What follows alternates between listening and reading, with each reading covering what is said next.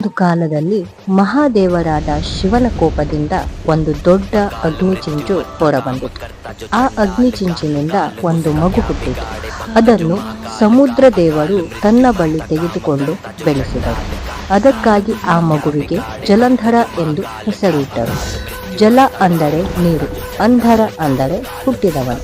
ಜಲಂಧರ ದೊಡ್ಡವನಾದಾಗ ಬಹಳ ಶಕ್ತಿಶಾಲಿಯಾಗಿದ್ದ. ಅವನಿಗೆ ವೃಂದ ಎಂಬ ಒಳ್ಳೆಯ ಮನಸ್ಸಿನ ಪತ್ನಿ ಇದ್ದಳು. ವೃಂದ ಬಹಳ ಭಕ್ತಿಯುತಳಾಗಿದ್ದಳು. ಅವಳ ಪವಿತ್ರ ಭಕ್ತಿಯಿಂದ ಜಲಂಧರನಿಗೆ ಅಪಾರ ಶಕ್ತಿ ಸಿಕ್ಕಿತು. ಅವನನ್ನು ಯಾರೂ ಸೋಲಿಸಲಾರರು.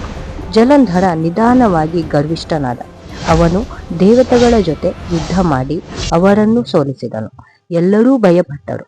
ಕೊನೆಗೆ ದೇವತೆಗಳು ಶಿವನ ಬಳಿ ಸಹಾಯ ಕೇಳಿದರು. ಶಿವನು ಯುದ್ಧಕ್ಕೆ ಸಿದ್ಧನಾದ. ಆದರೆ ಜಲಂಧರನ ಶಕ್ತಿಯ ಮೂಲ ಅವನ ಪತ್ನಿಯ ಪಾವಿತ್ರ್ಯ ಎಂದು ತಿಳಿಯಿತು. ವಿಷ್ಣು ದೇವರು ಜಲಂಧರನ ರೂಪದಲ್ಲಿ ವೃಂದೆಯ ಮುಂದೆ ಪ್ರತ್ಯಕ್ಷರಾದರು. ವೃಂದೆಯ ಭಕ್ತಿಯ ಶಕ್ತಿ ಕಡಿಮೆಯಾದ ಕ್ಷಣದಲ್ಲಿ ಶಿವನು ಜಲಂಧರನನ್ನು ಯುದ್ಧದಲ್ಲಿ ಸೋಲಿಸಿದರು.